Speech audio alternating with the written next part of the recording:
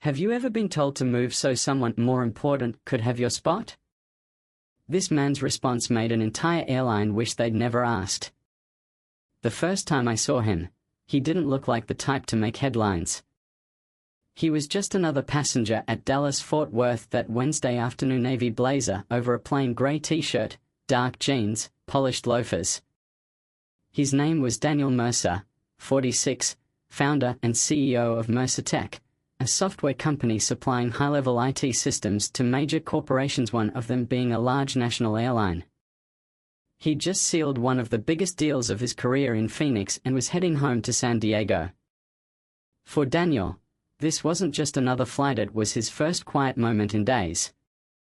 He boarded early with his first-class ticket, walking calmly to seat 1A. It wasn't just his favorite spot, it was a piece of consistency in a life where little was predictable. The cabin smelled faintly of citrus cleaner. He stowed his leather briefcase, slid his phone into the pocket, and settled in.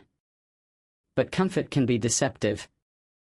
2 rows back, a younger man in his late 20s strode in, tall, sandy-haired, pale blue button-down, sunglasses perched on his head. Daniel barely noticed him until a flight attendant appeared at his row. "Mr. Mercer," she began, glancing over her shoulder, "there's been a mix-up. We'll need you to switch seats. This gentleman was assigned here." She gestured to the younger man now leaning near the galley. Daniel frowned. "I'm sorry, this is my seat. It's on my boarding pass." Her voice dropped. "He's a frequent VIP flyer. It would make things easier if you'd take another seat 3C, still first class." Passengers nearby pretended not to listen, but every ear was tuned in. The younger man smirked faintly, saying nothing, like this was just another thing that would go his way. Daniel stayed calm. "I booked 1A weeks ago. Why am I being asked to move?" Before the attendant could answer, an older woman across the aisle cut in. "Why should he? He's sitting in the seat he paid for." The crew retreated briefly, but minutes later returned, this time with a taller attendant and a firmer tone. "Mr. Mercer, this is important to our operations today.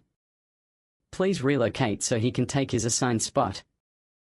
The younger man finally spoke. "Nothing personal, man. I fly every week, this is my seat." Daniel's reply was steady. "Nothing personal is exactly what it becomes when you expect someone to give up a paid seat just because you want it."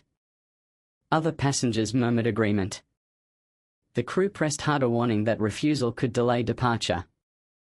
Daniel leaned back. "If that's what it takes, I'm not moving." That's when the ground supervisor boarded. Loud enough for the cabin to hear, he said, "One last time, Mr. Mercer, please move so we can accommodate our elite member." Daniel stared at him. "So, you're asking me to leave my confirmed seat to give it to someone else? If this were truly a clerical error, you'd be asking him to move, not me." The silence was heavy. Finally, the supervisor's smile thinned. "Very well. Stay in your seat." The younger man's smirk was gone. The plane took off without another word exchanged. Hours later in San Diego, the older woman gave Daniel a small nod as they deplaned. It didn't feel like a win, it felt like a line had been crossed. The airline didn't know Mercer Tech ran their internal systems, flight scheduling, maintenance tracking, crew management. By the time Daniel got home, his mind was already moving toward a plan. The next morning, he met with his COO. Their main contract with the airline was due for renewal in months. 3 competitors were ready to take the same package. Daniel's order was simple: deprioritize the airline immediately. No special treatment. Shift resources to their rivals. Within a week, calls from the airline began, regional offices reporting delays, slower systems, unprioritized support. Corporate tried to sound calm, but desperation leaked through. Daniel gave them exactly what their contract required, nothing more.